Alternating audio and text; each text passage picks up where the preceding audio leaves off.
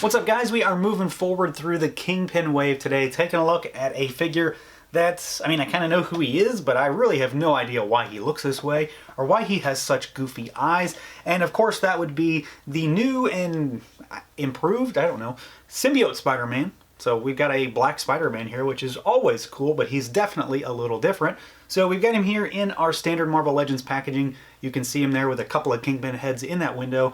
We've got some artwork on the side, and then we've got product shot and our lineup on the back. So let's do it. Let's pull him out and take a look. And here he is out of the package, our new Symbiote Spider-Man. I won't say improved because I don't frankly know if he's improved. He's got some interesting design changes going on. There's some oddities, and frankly I don't know enough about why he looks this way to really say if it's better or worse. It's just different. So we are going to compare against the previous black suit Spider-Man that we got, but let's start off as always with articulation and see what he can do first. So we'll start at the head as always, and we can go back, we can go down, get a little bobble side to side, not much, and then rotation. Arms go all the way out. We've got a butterfly joint, so arms can come in, go out, and then you've got rotation at the arm as well. You've got a bicep swivel, double jointed elbows, so pretty good range of motion there. And then we've got hinges and rotation at the wrist. Ab crunch goes back that far, forward pretty far, waist twist. Legs go out only that far, which is not terrible, but it should always be better for a Spider-Man. Kick forward, a little on the backswing, thigh cut, double jointed knees, and then we of course have got rocker and hinge down at those ankles. So pretty good range of motion, all things considered. Always love to see butterfly joints on, well, just about any figure. So we've got that, so he's pretty mobile as a Spider-Man should be. Now, as far as the overall look and feel on this guy, there's some to talk about, but there's not too much, honestly. He's just all black, and then we've got some white paint on there. So we do have some, maybe some oddities, I guess, to talk about in terms of this figure, just from a design perspective, from, the stylistic look of this guy. So we do have an overall black body, which is fine and dandy. It works well. We've got some white diamonds on the hands here. We do have the kind of very angular spider emblem on the chest, which it's not perfect, but it's actually pretty clean. It's honestly better than I had expected. I was kind of worried because I tend to get a lot of figures like this and it's really thin, and I don't have that issue on this particular figure. And then you've got it on the back side, and I don't really have any smudging or any too hazy lines. There's a little bit of haziness towards the center where the legs hit the body of the spider emblem. But in general, I kind of like this logo on his chest. I think it looks different enough, while at the same time, it's pretty obvious what it's supposed to be. Now, he does have a few things about him. We've seen this body a number of times, and it's decent enough.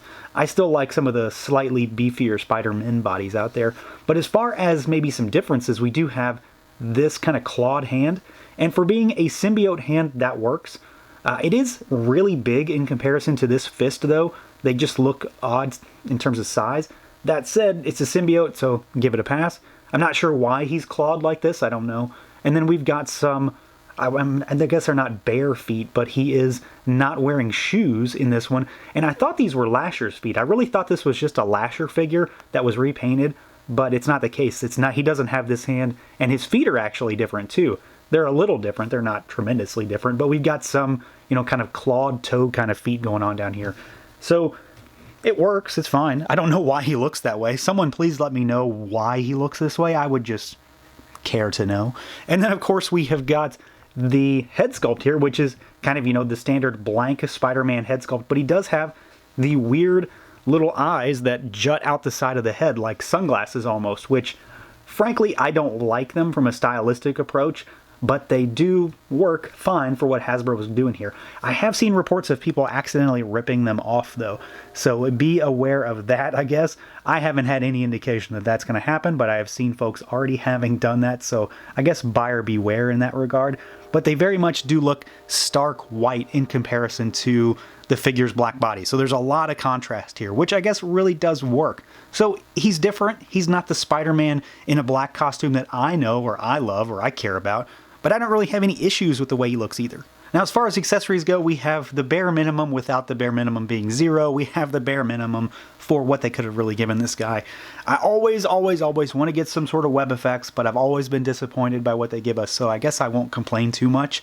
So we've just got the replacement hands, basically. So we've got the opposite clawed hands and the opposite fist hands. So you've got a left fist and a right claw. So swap those out, and that's the short and long of what you can interchange with this figure. And then because we have to do it, of course, here is a quick comparison between the two figures, between our new Symbiote Spider-Man, between the previous Black Suit Spider-Man. You can see they're very similar figures. In general, they are almost identical, just different heads, different paint schemes, different feet, different hands. So stylistically very different figures, but at the same time very similar in terms of their build and just color scheme and things like that. So not a lot to compare against, but there they are kind of sized up next to each other. So overall, this figure's fine. I was honestly a little harsh on this design when I first saw it, because I don't know why he looks this way, and it's not the original Black Spider-Man, and it's never going to take the place of that for me. But as far as an action figure goes, there's really nothing wrong with this either. If you like this Spider-Man, I don't really see any reason why you wouldn't want to get him, and if you need to get the Build-A-Figure piece, this isn't a bad one to go for either, because it's another Spider-Man, and if you do the Spider-Verse thing, then you've got another entry on your shelf. And let's face it, Black Suit Spider-Man are always some of the cool ones, so I don't really have too many problems with this figure, outside of the fact that I just plain don't get the design entirely. I do think the eyes are kind of weird still, but it works. It's a Spider-Man figure. He's got enough differences to warrant being a figure, and I guess that's really all that matters. So that's going to do it for this look at the Kingpin Wave Symbiote Spider-Man. Let me know what you guys think. Feel free to like, comment, subscribe, and share, and until next time.